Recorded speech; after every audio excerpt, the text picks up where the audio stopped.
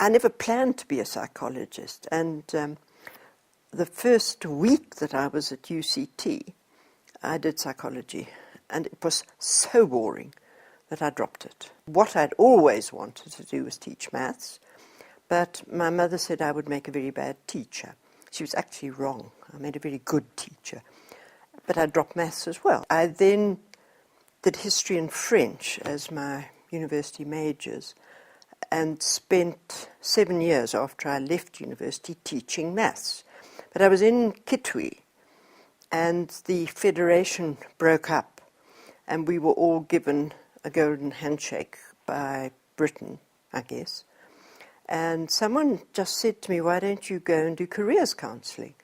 Now, I've always been fascinated in people's jobs. I can remember as a child talking to somebody who was doing fire duty at a concert. You know, what makes certain people do certain things? Why do some people enjoy some jobs and others hate them? Thank goodness. It would be awful if we all liked the same things, wouldn't it? I found out about a course in England, which was in educational guidance, and I thought it had a wonderful year after having been vice principal at Kitwe. And the people who were running the course said to us, what's important is just to widen your experience. So we could do pretty well anything we liked. And then there were a number of American lecturers there, and they said, why don't you come to Buffalo and get a master's degree? And they gave me credit for some of the courses they taught in Reading. So I went to America and I got a master's degree. I actually thought my BA from Cape Town was worth far more than that master's degree, but anyway, and came back to South Africa, and nobody was interested because nobody in this country was qualified. So they didn't want all these people who were holding down the jobs. I think it's the same thing as happening today.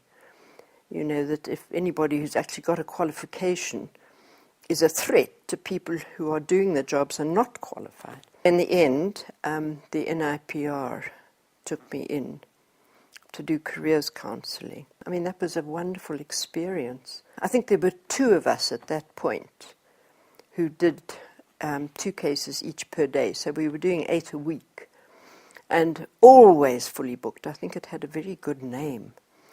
Barbara Groenewald had already done some research on people who had been at the NIPR for counselling. And so we carried on adapting some of it, doing some training in careers counselling. We had people who used to come to us and ask us what we were doing and how we did it. And then I also wanted to follow up students. So Hilton gave me time off, and I contacted a number of students who had been to us, you know, asking them what they were doing. I learned far more about jobs from the people sending in their follow-ups, jobs I'd never heard of, you know. So that was very interesting. But, you know, I think what I found so wonderful about the NIPR was we extended the careers counselling. When I started, we only saw 9s and 10s. Then there was the new educational system, and people had to choose their specializations in Standard 7. And the department was testing them all and pushing them in certain directions. And the parents were not always happy, having been told their son should go to a technical high school. So we developed a service for children at that level. This was kind of when we were starting seeing people being made redundant. And, you know, these people were all at sea. What must I do now? So we did a bit of retirement counselling, and we developed a bit on mature counselling. And there are quite a number of PERS reports, you know, on all these different things in research. And then when the registration for psychologists started, I think that must have been about 74, 75. And Gordon Nelson got us registered under the grandfather clause. You know, if you've been doing it for long enough. But he said, promise me you won't ever go and be a psychologist. You know, I'm now registered as a counselling psychologist, but don't ever go, you know, into general practice because your experience is all in the careers counselling. We were working only with white students initially. And then Ina Perman from Race Relations was running a Saturday school for black students. You know, they were the star Saturday schools for whites, but obviously blacks were not admitted to those. So she started running the Saturday school for blacks. And she said to me, can't you give them some careers guidance, give them some idea of what's going on? And when I was studying in England, I had used the Rothwell Miller interest blank, which takes about 20 minutes, you know, to complete. It actually took black students longer, but they gave us permission to use it for purposes of research. So I used that on these students at Race Relations, and then I would give them feedback on this and get reactions from them. I remember one guy who said the only career that he'd been able to think of was journalism, but that is a shortcut to jail. So he was very pleased that he now had a couple of other ideas that he could implement instead of going straight to jail. You know, we went down to Fort Hare and we did careers counselling there. And I just felt so privileged that I was working with blacks, not in any kind of paternalistic way. You know, they'd had a lot of riots at Fort Hare. And I said to one guy, they tell us that there are agitators on the campus. Do you think that's true? And he looked at me and he said, you know, sometimes you just decide this shouldn't be happening. You know, it was just fabulous. But I'm actually not very good at research. I'm not that interested. I loved interviewing people. I loved getting all the data. And then I had to write a report. And I wasn't good at that, and I didn't enjoy it. And Yvonne Latty and I fell out over that. You know, and I've said to him subsequently, that was the biggest favour anybody ever did me. Because then I said to him, okay, I must go. But they were sending me to a conference in India, to which I'd been invited. So, and then you've got to work for the NIPR for a certain amount of time after that. So I went to India, which again was a fascinating experience. I also went to a conference in Germany. The one in India was cross-cultural psychology. And I really think Ipa Puttinger was there, all with garlands round his neck. But they were the most fascinating bunch of people because they were all people who had moved away from their country of birth. You know, so there were Indians living in Morocco and there were Indians living in Canada. And I bumped into a South African there, Josephine Naidoo, who was from Natal, and she was married to a Canadian, so she was now living in Canada. And, you know, as I say, they were the most interesting bunch of people because they weren't sort of set in a cultural mode. They'd had to adapt themselves to these new situations. We had a high-level battery which was supposed to be for matrics and university students. We had an intermediate battery which we used for matrics who didn't look as though they were university-oriented and for standard nines. And those were sort of mental alertness, reading comprehension, vocabulary. And then we had the A15, which I think had been developed by NIPR, maybe in Pretoria, I'm not sure. But we collected norms as we went along. And this was where the statistics department was wonderful at the NIPR, because it was there and it was available, and they would develop these norms for us. We just gave them the data and they would run them for us. And when the NIPR collapsed, actually, June Boydell gave me this huge file full of norms on these tests, which we used for the black students, and then there was also a normal level, which they used for blacks. And we went to Singisi, which is a forestry station in the Transkei. We tested people there. And I must say that was fascinating, because Peter Moitangwe administered the test. It was the A15. And, I saw, being non-verbal, he explained it, and he looked at this bunch of foresters and he said, "Do you understand?" And they all said yes. But he could see from their faces that they hadn't a clue. So he explained it again. He was trained by somebody who worked, Desmond somebody, who worked at the NIPR. Those were such fabulous experiences, because there we were, all living, and in an international hotel in Kokstad. And it was the beginning of this. And I was so amused, because the hotel manager said to us, Ivy Kasaburi was one of the people with us there.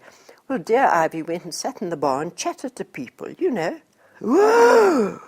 And the barman sent for Mary and Bisiavaw and said, you can drink in your rooms together, but you may not all meet in the bar. I tell you, I could have taken Morris into my room and had a drink with him. We would then probably have been had up under the Immorality Act or something, honestly. It was just farcical. The tests, as I say, I still use. I use the 16PF personality, and then I still use the CUDA interest rather than the Rothwell-Miller. There was one that the NIPR had developed, but we didn't find that very helpful.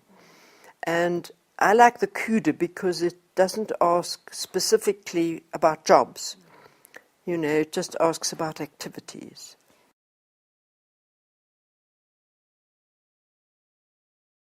It was a whole day, and so they started with the CUDA interest, and then mental alertness and an arithmetical test. I think that they used the arithmetical reasoning, but then they developed something called estimation, which is what I've been using. It's a way of checking your calculator, actually, which is what I say to the kids.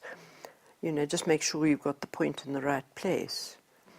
And then they would have a tea break, then they would do the reading comprehension, vocabulary, and the A15, the non-verbal. In the afternoon, as soon as they had finished, look, there were extra tests, which sometimes people would ask for, give them a technical reading comprehension, give them blocks.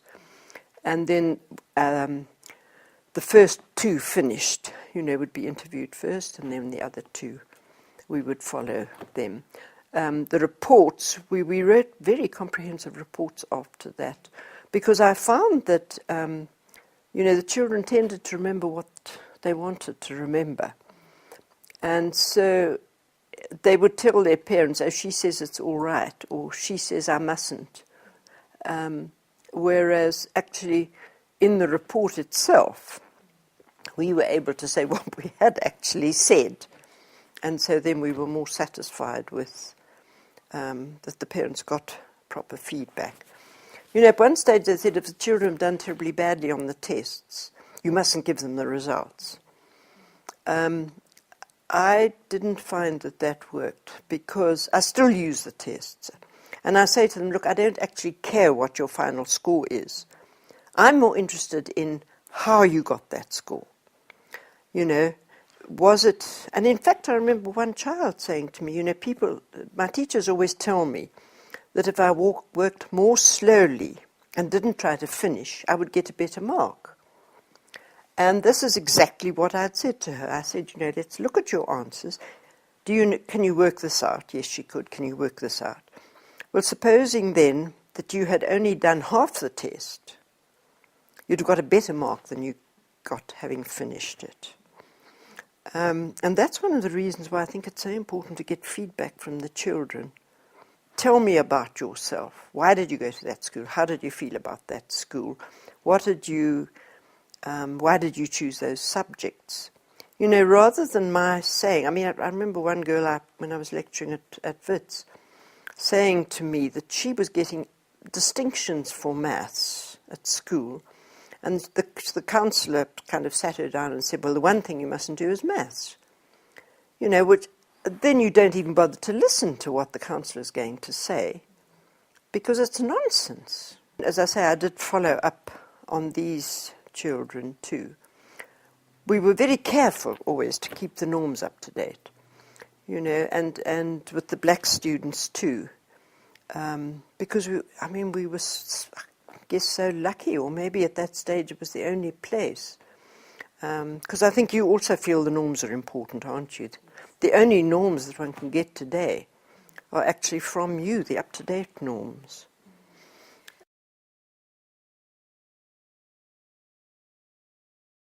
That, I think, was one of the things I found most difficult when I went into practice, after Yvonne and I fell out and I went on my own. Because you could wander in. Beryl Visser, Yvonne Latty, I think Beryl in particular, June Boydell, who was the test administrator. But she also observed the students. We tried to encourage them to make it more interesting for them, just to give us comments on the students. But on the whole, most of them the testers were not confident enough to do that. But I could wander into Beryl's office and say, I had this boy yesterday, now how do I tell his parents that? And she would say, I had someone like that, I did it this way. And then we did quite a lot of training of people who wanted to do careers counselling. Hilton decided we weren't talking enough, so he gave me some money and said, go and buy coffee. And then everybody had to go and have a cup of coffee together. I must say we had peppermint tea and we had all sorts of other things people brought. But it did mean that the whole department saw everybody, at least first thing in the morning.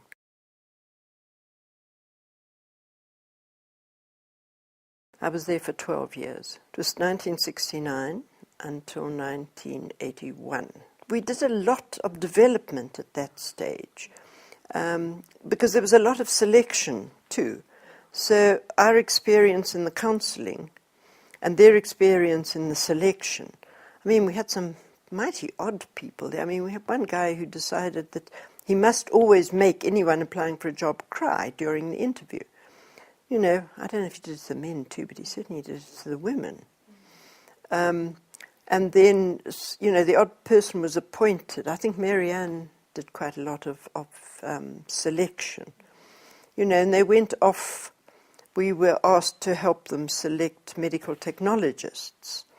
And so a bunch of us, Vivica, went off together to test and interview these people. And we had to take markers with us as well. So then as soon as people had finished them, and we did it all in one day. We worked quite hard, and we were a mixed bunch.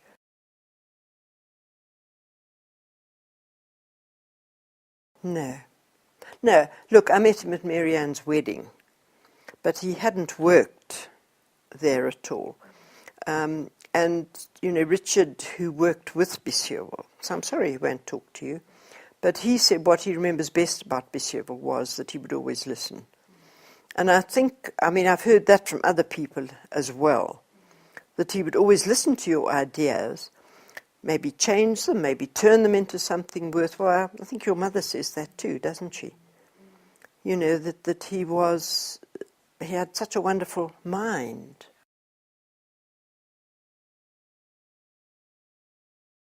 it was Forster, a bee Forster. And Hilty was very amused on one occasion because someone was quoting Forster, Forster, Forster, as though it had been the Prime Minister, you know, and it wasn't at all. When you look up in the thingamajig at the back, it was B. Forster, not, yeah.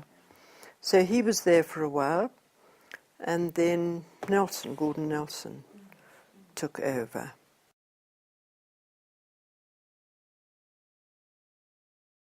Yeah, I think there was a lot going on. I think it had a very good reputation, you know, and so a lot of the mining houses would come to the NIPR. And, you know, somebody like Ifon Latty was dynamic. He was always prepared to do things. I mean, he just put the whole department onto research into where careers counselling was offered for blacks. And he wanted the report. I mean, I can remember it was a Christmas party or something.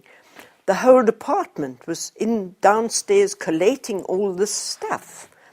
And, you know, truly the NIPR reports were beautiful and beautifully edited, and they took forever. And I always felt that they were out of date by the time they actually published them. Although I suppose, you know, what's it now? Nearly 30 years later, it doesn't really matter. He would, you know, go and do it. Don't faff around. So he was actually a wonderful leader for the division.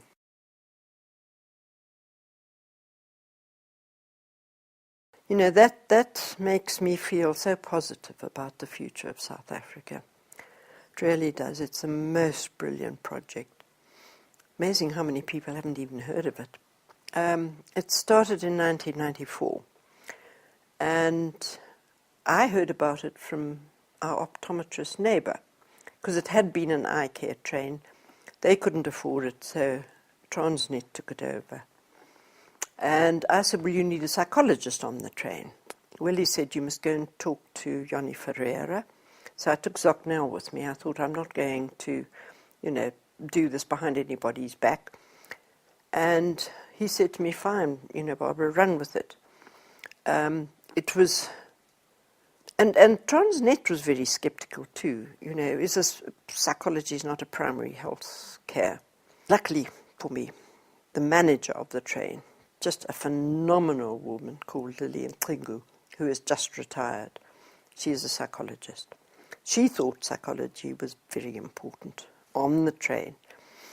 And so I phoned around all the universities, and there were 3 of them who were doing community psychology. Western Cape, what was then Rao, and Port Elizabeth. And they had someone in psychology there, mostly the younger people, who were actually trying to do community psychology. 2 years later, there were 11 universities involved. You know, so this was 1994, the train started. This was about 1996, 97. The woman who is now manager of mobile health that runs the Pelu Pepa said to me, okay, Barbara, you can have 1 compartment on the train, 2 students. Well, thank goodness Lillian was a psychologist, because these poor kids were thrown into this. You know, none of us knew what was going to be needed. Psychologists said, you can't do anything in a week. I said, well, then you've killed your profession. So there was no material on the train. There was nowhere to put it. Today, they have 3 counselling cubicles and 2 compartments, and they have a full-time psychologist on the train. And the psychologists became the blue-eyed boys and girls of the train, because she said they're mature and they're responsible and they're just wonderful. So I just think those first kids were amazing. They now have a lot of material. Initially, none of the universities were prepared to leave their precious workshops, because they had, you know, the universities developed some workshops.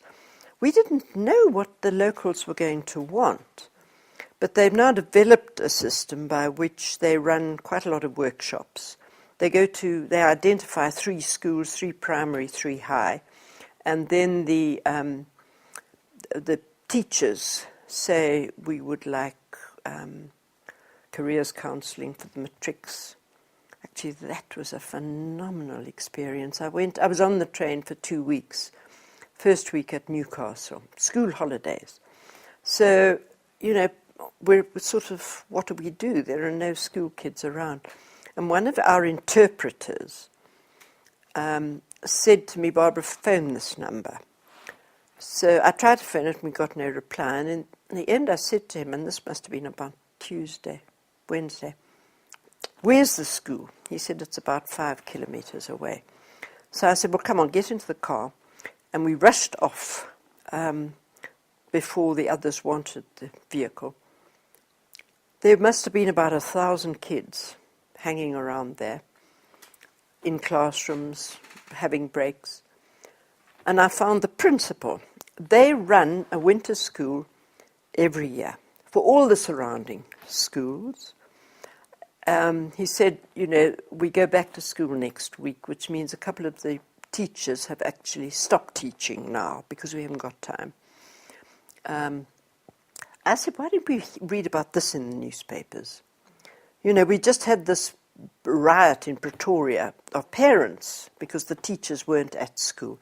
These teachers every year give up their whole winter holiday plus their September holiday and are there with the kids. And when I went back to the train and said to Lillian, the manager, she said, well, that's why they get such good results in KwaZulu-Natal.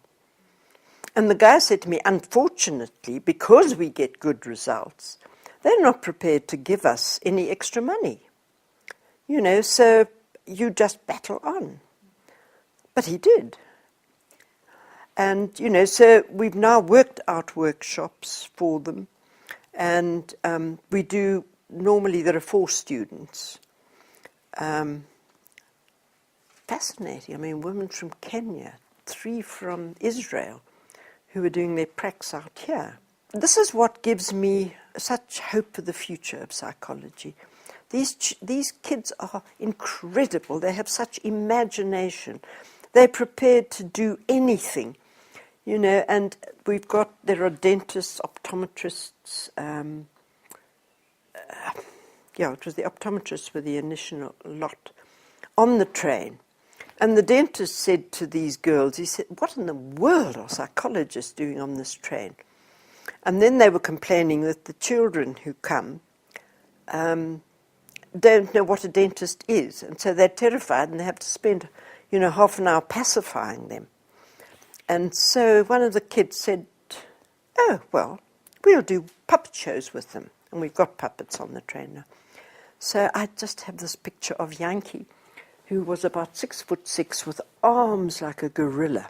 He was the interpreter, sitting on the platform with these they must have been the 2 smallest psychologists we ever had on the train, and this whole bunch of kids absolutely spellbound, while they were just doing a puppet show with them, out of the blue. They hadn't prepared it or anything. This is what, I just think they're so amazing. It has encouraged them because, it's a scary thought.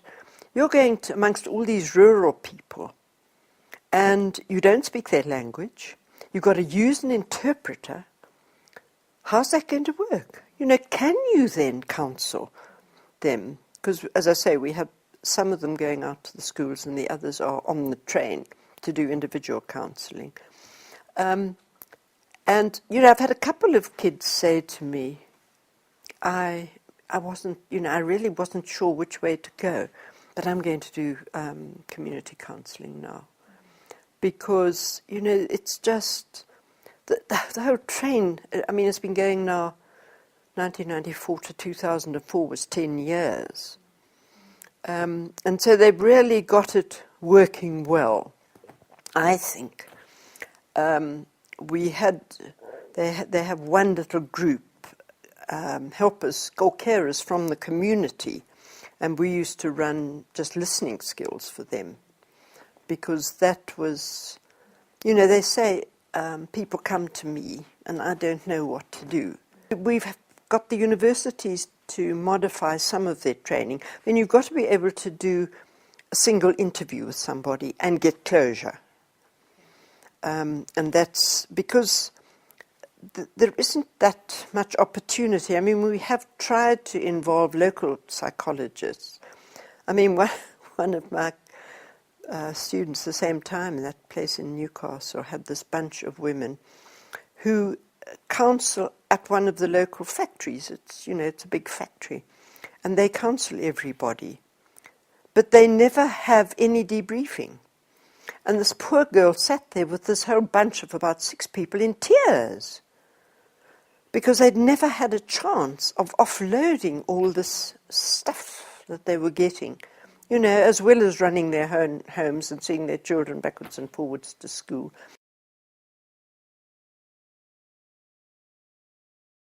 It's anybody. They start out in the morning at 8, and they all come in and are registered. And they do check their blood pressure. I don't know what else do community nurses do. And then they get a little label with a stethoscope if they must go to the medical thing, with tooth if they're going to the dentist.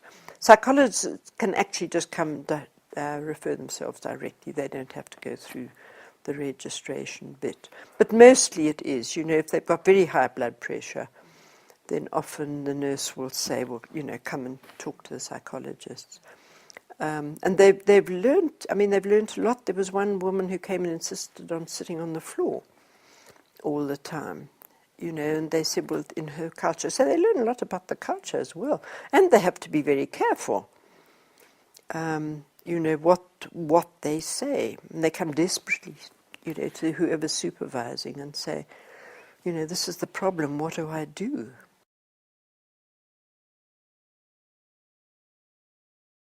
When I speak at schools, and I say to kids, can you solve people's problems? Because that's, they all come and say, I can solve people's problems. I say, well, don't be a psychologist. Be a manager. You can only be a psychologist if you have confidence in people's ability to help themselves. I think that's very important to say to young people, and this was one of the things that Karina Rao used to say to her students, these communities have managed without you, so don't think you're going to solve all their problems, which I think is one of the things, don't expect people to be grateful. And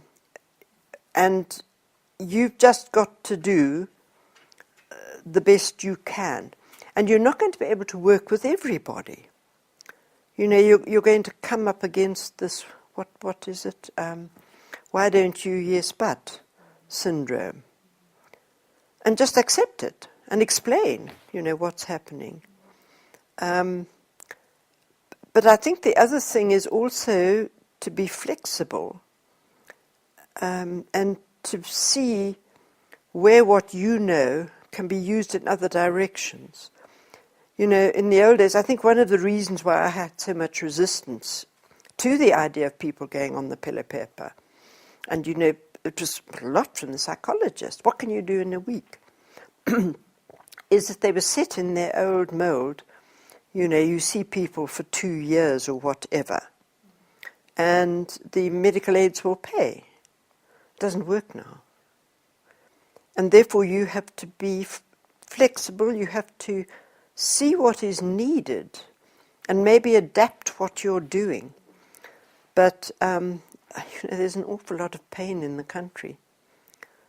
And I think there are courses for horses.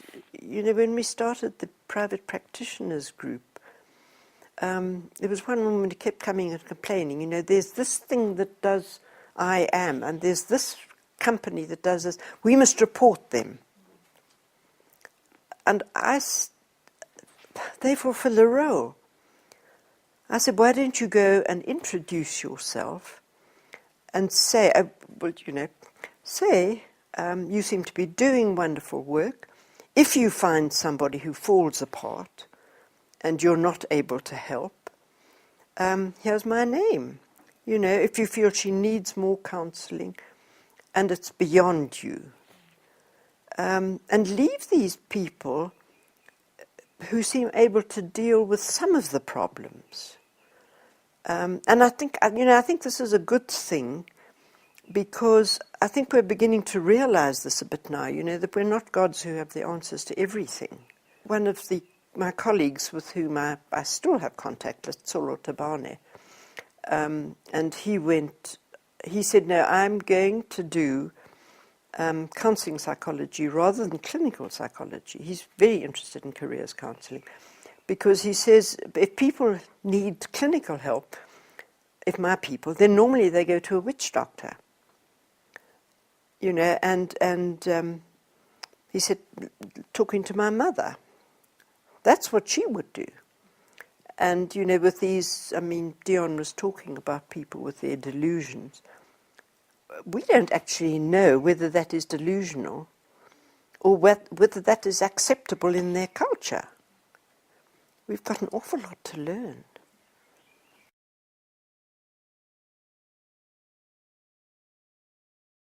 I love working with the young people.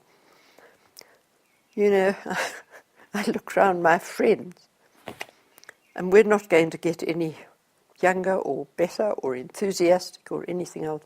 And I just love these kids who have this enthusiasm for the future, who are not conscious of colour, who are, we've come a long way, but we still have such a long way to go. And, we can learn so much from the different cultures if we're only prepared to. And, I was saying to you, and I didn't actually finish that bit of it, I found the train such a marvellous experience, because I pitch up there, and, they're all delighted to see me. But I think these people live for 9 months in this little cocoon, the permanent staff. There are about 17 of them. They never see anybody else, so they're delighted to see somebody else. And, the last time I was there, I looked round and I thought, my hat, I'm the only white person here. But you don't notice, because everybody's busy doing their own job. So, the dentist is an Indian, and the psychologist was an Indian for a while. She was very good. And the psychologist was white, and, it didn't matter. And you certainly, with Lillian, you didn't swing colour. She was not interested in what colour people were. That was, and that I think was one of the great strengths. It's no good complaining that so-and-so's whatever. Yeah.